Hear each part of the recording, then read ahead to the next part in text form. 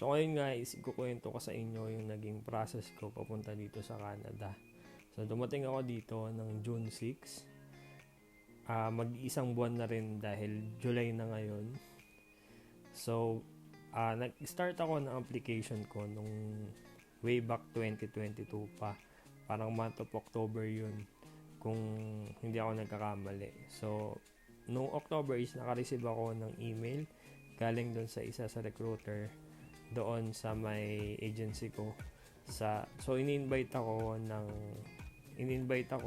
for Microsoft team para sa orientation. So nung orientation na yon is marami kami nun, parang nasa 10 kami nun.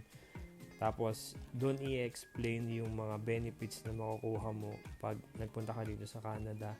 Tapos i-explain din doon yung magiging gastos or yung mga babayaran para ma-process yung mga documents and papers mo.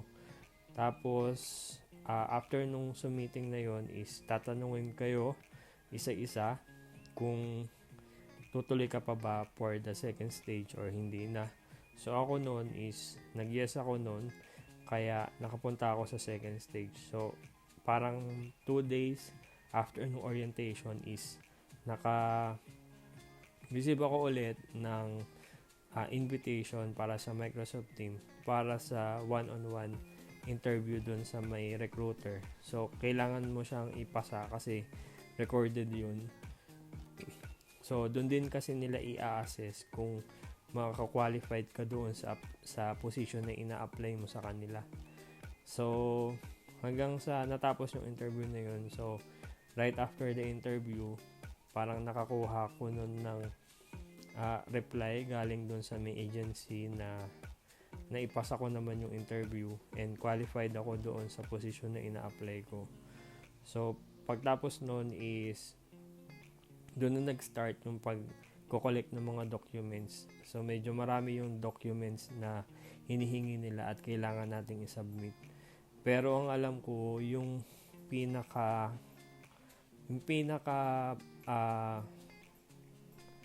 unang documents na hiningi nila pag mag-a-apply ka pa lang is yung updated na CV, tapos yung TOR, tsaka yung diploma.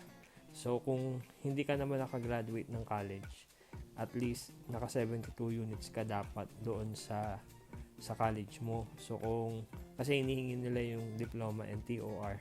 So yun yung mahalaga sa kanila, yung during the first application pa lang. So pagtapos kong maipasa yung interview na recorded is nag-start na sila na mag-send ng list of documents na kailangan kong ipasa sa kanila, na kailangan i-ready na. So kinuha ko yung list na yon, inuunti-unti ko siyang i-collect para maipasa sa kanila. Pero after nun nga is nagbigay na sila ng retainers agreement yung agency. Doon na nakalagay yung payment na kailangan ka na mag-start din ng bayad. So tatlong payment yon kasi ihahati-hatiin din yung bayad na yon. So yung bayad na hiningi nila sa akin nung time ko nung 2022 pa is $7,900 USD. So ulitin ko, $7,900 USD. So yun yung payment na kailangan kong bayaran para ma-process yung papers ko at saka yung application ko. So hinati yun sa tatlo. So ang una kong bayad is 3,000 USD. Tapos yung pangalawa is 3,000 USD ulit. Tapos yung huli is yung 1,900 USD. So nag-start ako ng payment nung month of December yon ng 2022. Pagtapos kung makapagbayad, so inisyohan din ako ng resibo nun. Tapos doon na nag-start yung pag-line up sa akin doon sa employer. So yung pangalan ko is nandun na sa listahan para sa mga naghahanap or yung sa employees interview na. So na-line up ako agad ng parang January lang ata yun. So na-line up ako ng January. Tapos dito ako na-line up nun sa may Alberta, dito sa may Calgary. So isang try lang din naman ako. So na-select din ako agad nung employer. So during that time is medyo marami rin kami na nagpa-interview nun.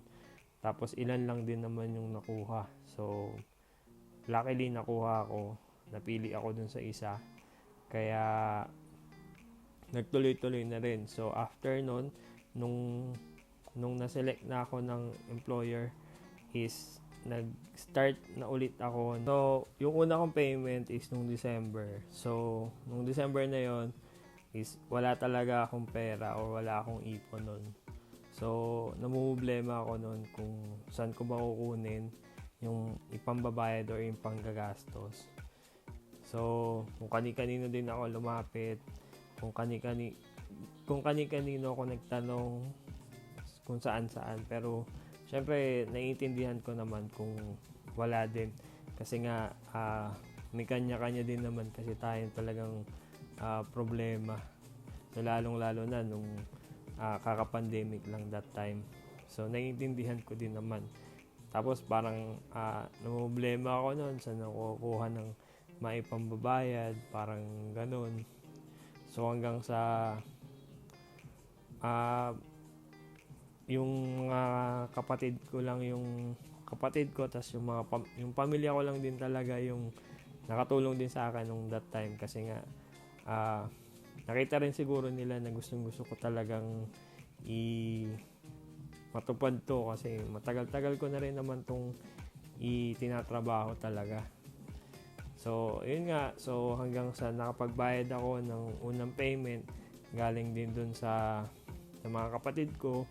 So, tulong-tulong lang. So, 3,000 USD yun.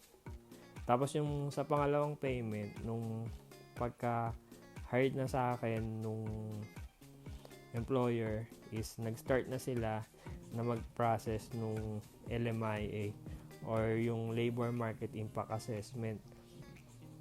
So, yung LMIA na yun is tumagal din yun. Parang tumagal din siya ng 3 months. 3 months din yata akong nag-intay nun or 3 months or 4 months, parang ganun. So, nung lumabas na yung LMIA ko is, nung time na yun is doon na ako ulit nagbayad ng second payment ng 3,000 USD ulit. So, sa pangalawang bang bayad is parang namumblema rin ako doon kasi nga saan naman ako kukuha ng maipambabayad doon, wala rin naman akong savings. So hanggang sa ayun, nagtulong-tulong ulit yung mga kapatid ko, yung nanay ko. So sa kanila lang din ako ulit nakakuha ng pambayad doon sa pangalawa. Tapos nung lumabas na yung LMIA ko, so nag-prepared na kami ng i-lodge na yung mga documents na kailangan ko para sa work permit. So kasi yung LMIA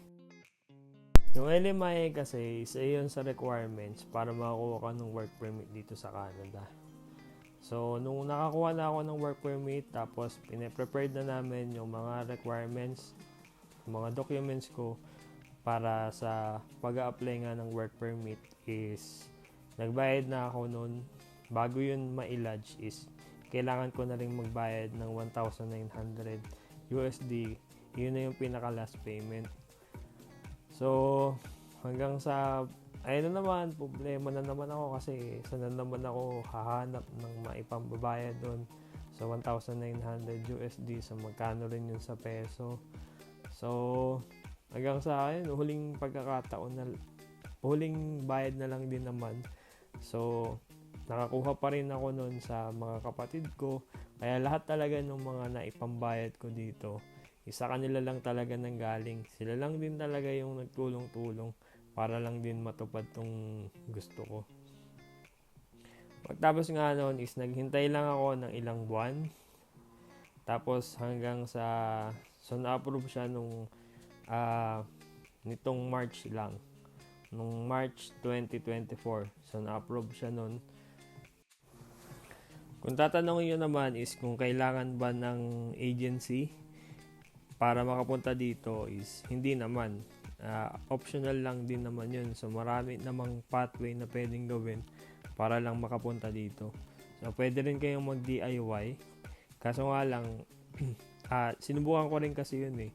Nagtyaga rin ako noon na mag-apply noon sa may jobbank.ca ng halos 1 taon pero wala eh kasi parang yung trabaho ko kasi na recent is yung dito sa retail pa rin is mahirap siyang hanapan ng trabaho dito. So kaya nung napunta na ako ng agency, sakto na meron silang retail kaya nakapasok ako.